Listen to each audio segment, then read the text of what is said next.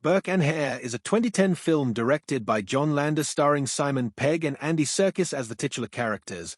It is based on the true story of the Burke and Hare murders, also known as the body snatcher murders that were carried out in Edinburgh by William Burke and William Hare in the late 1820s. They murdered over a dozen people in order to be paid to supply cadavers to the surgeon Robert Knox, played by Tom Wilkinson, to use in his lectures on anatomy. Not mentioned in the film about Robert Knox is his contribution to racial theories. Prior to the murders, a lecture he gave was published in 1824 in a memoir by a natural history society.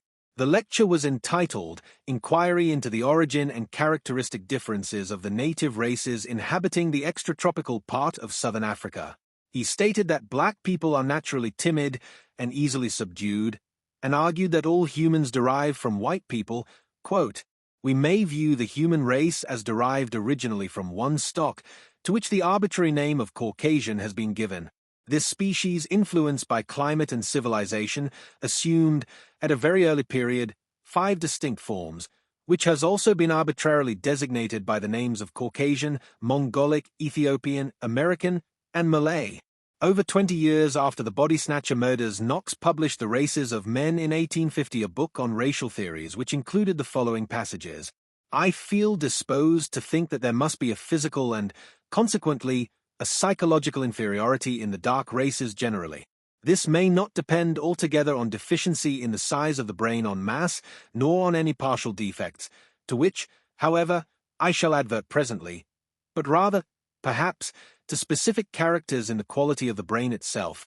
First, as regards mere physical strength, the dark races are generally much inferior to the Saxon and Celt. In size of brain, they seem also considerably inferior to the above races. Lastly, the whole shape of the skeleton differs from ours, and so also I find do the forms of almost every muscle of the body." Using what are now considered outdated racist terms, he maintained that the past history of African people was, quote, "simply a blank," and went on to conclude, quote, "Can the black races become civilized?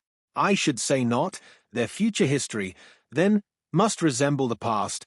These unscientific opinions, based on his own speculation, were given validity by his authority as a surgeon. This pseudoscience, and that of others like Knox, was key to the invention of race, races, and racism. Stay tuned for more videos about where racism comes from. Please like, share, and subscribe.